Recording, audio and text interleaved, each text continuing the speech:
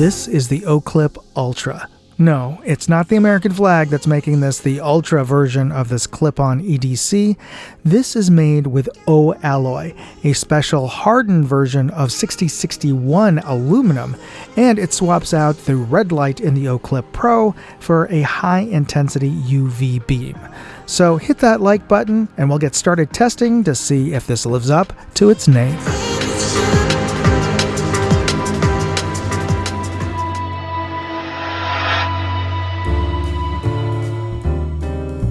Let's skip the typical unboxing and just see what you get in the box. This is the new OClip Ultra, and it looks very similar to the OClip Pro that I tested recently. You can find a link to that in the video description. Of course, this has the stars and stripes on it. They do have a number of limited edition graphics, as well as a variety of different colors that you can get this in. And this looks slightly more squared off in overall design versus the OClip Pro. The edges are still curved and smooth so that it won't snag on things, but physically it is about the same size. It's just a hair over 2 inches long, an inch wide, and about an inch thick when you include the clip. And you do have to include the clip because that's why it's called the OClip. It's a very robust and feels very strong grip on this clip here, with a little rubber on the insides for additional grip as well.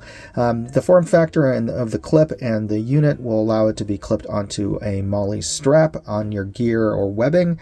Of course, it could easily just fit onto any strap on your backpack, but it'll also allow you to clip this onto a pocket, lapel, epaulette, or wherever. And the clip is also magnetic on the base there, so you can just snap this onto a car hood, a locker, or toolbox and turn this into a work light. So they're very useful as well here. Now, it has 3 emitters on the front that corresponds to our dial on the side here. You have your UV mode, a spot, and a flood. So that's makes this different than the original OClip. And if you flip the dial, the little LED turns on. If it's green, that means it has over 60% charge. If it's under 60%, it goes orange. And if it goes under 30%, it goes red. And under 10%, it goes blinking red. And to recharge it, there's a little port on the side, a little hatch, and that is a USB-C port. It comes with a USB-C cable, and we're going to charge in mine just to see how much of a charge it's drawing right now. And while it's charging, it'll blink red, and it'll turn solid green when it is fully charged. And we'll charge that up in a little bit. Let's just take a look at how this functions. Now, let's start with the UV mode. Just press the button, turns it on. Hopefully you can see that blue UV light will cause anything to fluoresce that has a fluorescent character to it, like you can check for currency, whether it's a counterfeit, or you can check your bed sheets at your new hotel to make sure that they have been cleaned properly, or check for scorpions in your boot. And if you flip it over to the white light, you can see there that is the spot beam, and flipping it over to the flood, you can see the difference in the beams patterns there. It does have mode memory, and if you press the button while it's on, it'll cycle through and keep it pressed. There's your low, medium, high, and you can see that it remembers the last mode. And let's go back to low. And when it's off, if you double tap it, it goes into turbo mode. And it'll even remember that it's in turbo mode when you turn it back on. But let's go back to low mode. Now, when you have it on, and if you triple tap it, it goes into beacon mode.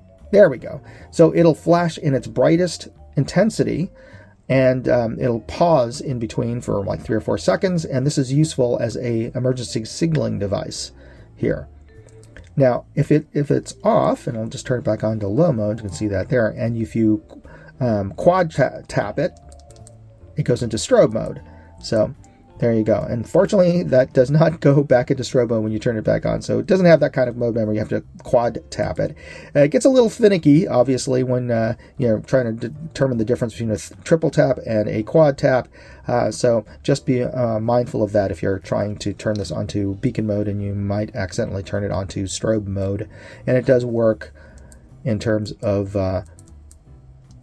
either flood or your spot beam. So there you go. Those are the different functions of the OClip Ultra. We're going to get this fully charged up, and we'll get started testing this next.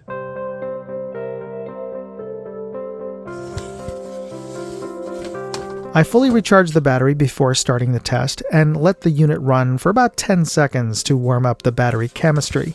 As you can see, my testing rig is not a NASA-designed scientific instrument, but I have calibrated it to a reliable 100 lumen light source.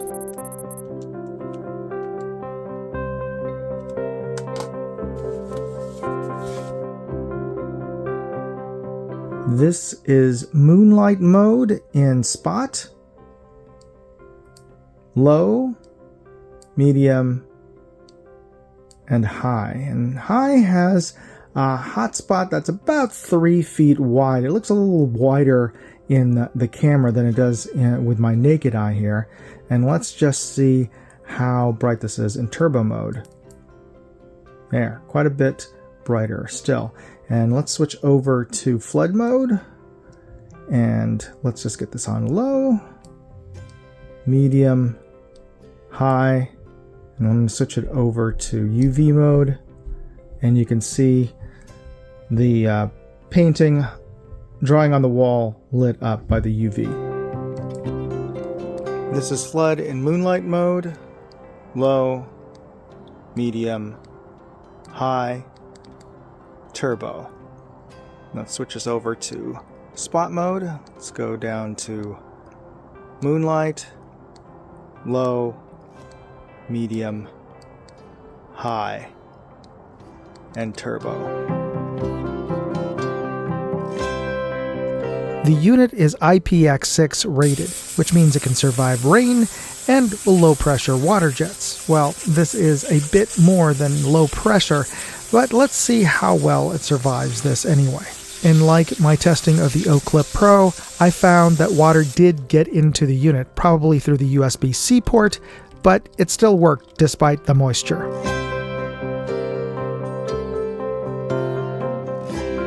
We're going to find out how long the OClip Ultra will run in high mode with a fully recharged battery.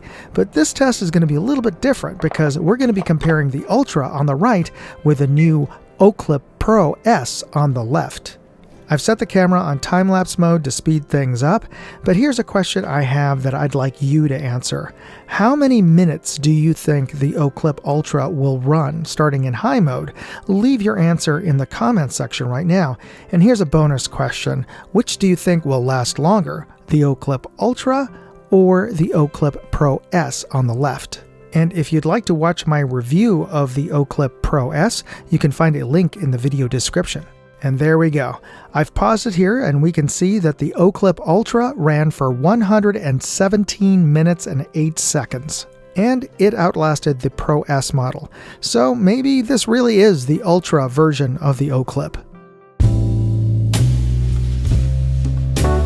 Before we talk about the OClip Ultra, I just want to remind you to hit that like button. It just takes a second to hit that like button. And if you're not already subscribed to this channel, well, hit that subscribe button because it's absolutely free to become a subscriber to this channel. But one of the perks is that I like to give away some of the products that I review on this channel. So as a subscriber, you're eligible to enter those free contests. So thanks for taking a moment to press those buttons. And I'd also like to thank Olight for sending out the OClip Ultra. Now, I've tested the OClip, I've tested the OClip Pro, and now, well, the Ultra certainly lives up to its name. Not just in how much brighter it is and how much more battery capacity and runtime it has, but also in the addition of the flood beam to this, because it really makes this a much more useful utility light, in my opinion. Now, when you're clipping this on to your pocket or your collar or lapel or your webbing, if you have it on the regular beam or the spot beam, you kind of have to, like, you know, position yourself sometimes just to get that hot spot in the right spot with a normal clip-on light or the other forms of the OClip. But with the flood beam on the Ultra, you don't have to worry about that because it is such a even illumination and such a wide flood that you could practically illuminate the entire room with just this on a table. And certainly if you have this clipped onto yourself and going hands-free, that even illumination is very useful as a utility light, whether clipped onto yourself or using the magnetic and clipping it on to your hood. You'll definitely have a much easier time working on your engine compartment. And also the spot beam on this is has a surprisingly focused and long throw. In fact, it makes me wonder why you'd want any of the other models of this, because I find the Ultra to be, well, Ultra. But let me know what you think about the different beam patterns on this. And if you're interested in picking up the OClip Ultra, you can find more information in my full written review at moondogindustries.com, or you can find links in this video's description. So thanks for taking the time to check out those links, and thanks for taking the time to watch this video. God bless. Moondog out. What did you think of the video? Leave me a comment, and you can always chat with me on X, Facebook, or Instagram. You can find useful links in the video description, and check out my other videos, channels, and my website, moondogindustries.com.